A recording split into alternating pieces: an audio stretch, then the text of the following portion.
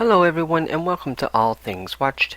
In this video we are going to talk about the brand new movie Manodrome, and this movie mainly starred Jesse Eisenberg, Adrien Brody, Odessa Young, and Philip Ettinger, I believe is how you pronounce his name, Ettinger. But really the story really revolves around Jesse Eisenberg's character, known as Ralphie, Adrien Brody's character, who Adrien portrays a character known as Dan, but in this movie they called him Dad Dan, and then of course Odessa Young, who portrays the character known as Sal. Now I think that honestly in this movie Manodrome, I think the standouts of this movie in terms of performances is definitely Adrien Brody and Odessa Young. Those two absolutely killed their roles as Sal and Dad Dan. So essentially Jesse Eisenberg portrays the character known as Ralphie, and really what this story is about, it's all about Ralphie, who seems to not really know what he wants in life, and he has a girlfriend whose name is Sal, and Sal of course is portrayed by Odessa Young, and he seems, for the most part, I would say at the very least content with her, but maybe not necessarily happy. And right from the very beginning of the movie we learn that Sal is actually pregnant, and so she's going to of course end up having a child eventually with Ralphie. But Ralphie, like I said, is sort of at this spot in his life where he doesn't really, or at least it seems like he doesn't really know what he wants. So he ends up he has a friend in the show who's known, I believe his friend was known as Jason, who was portrayed by Philip Ettinger, who also did a great job with his performance. And basically Jason introduces Ralph to Adrien's character Dan, and that's basically how Ralphie ends up meeting Dan.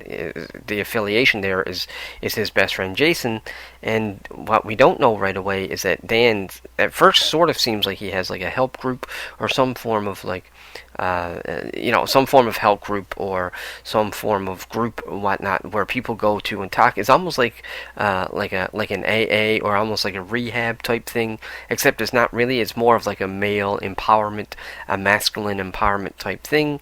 And Dan is basically like a leader. Now, as the story goes on, you start to learn that people are actually living at Dan's house, and it seems like Dan really is more so a part of a cult.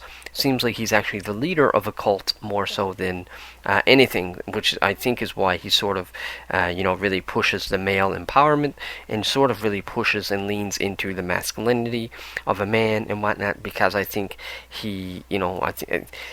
it's hard, cause I found it really hard to sort of get a reading from Dan, because there were moments when I thought Dan was really bad, but then there were moments when I thought maybe he's not that bad, especially more towards the end of the movie.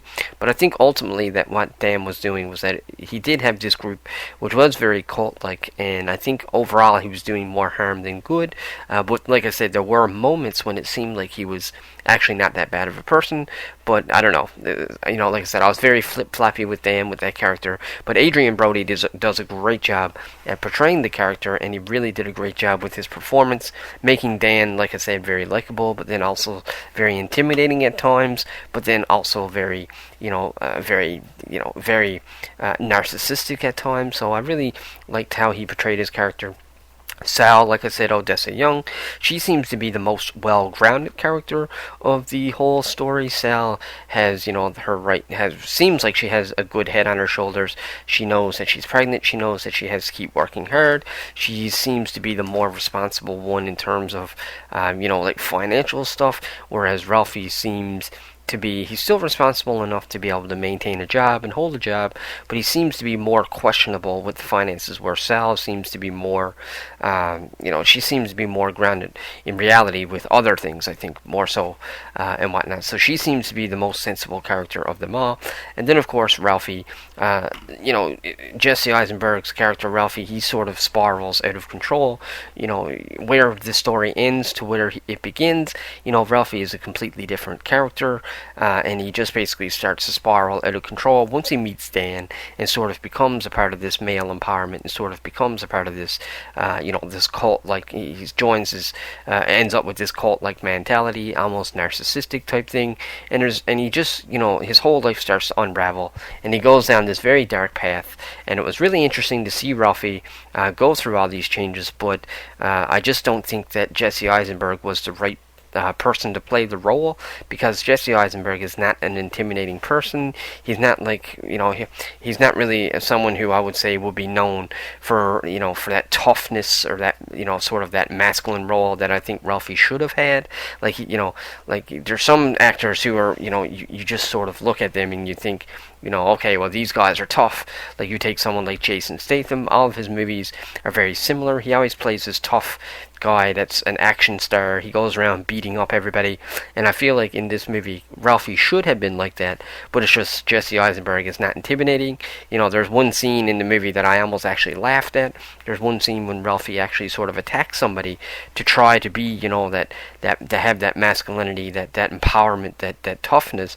But it was just kind of funny seeing Jesse Eisenberg portraying that character, because the person that he was, attacking in the bathroom, was much more intimidating, say, than what Ralphie was. So, I just feel like the casting for Jesse was probably not the best casting choice, and I do think that he was the weakest part of this whole movie, whereas everybody else I think did a great job, but Jesse Eisenberg I think was definitely the weakest part of this movie. Now, for me, just because of the fact that the movie was written and even directed for that sense, for me this movie was definitely a fail, just because there wasn't really much of a story at all. Like, you can never really understand the actions, and I think a lot of that comes down to the writing.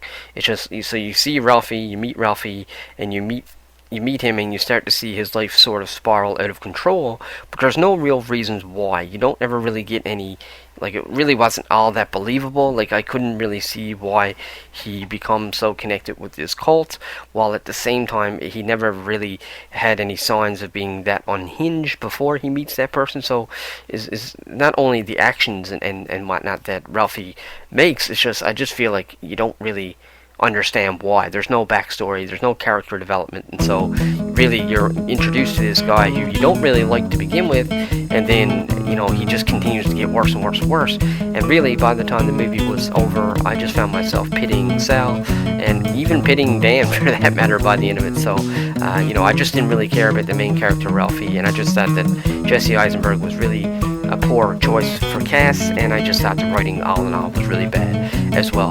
But anyways, folks, that's my review for Manodrome, so let me know in the comment section below if you've seen it, and if you liked it, tell me why or why not. If you like this video, click that subscribe button, and until the next one, take care.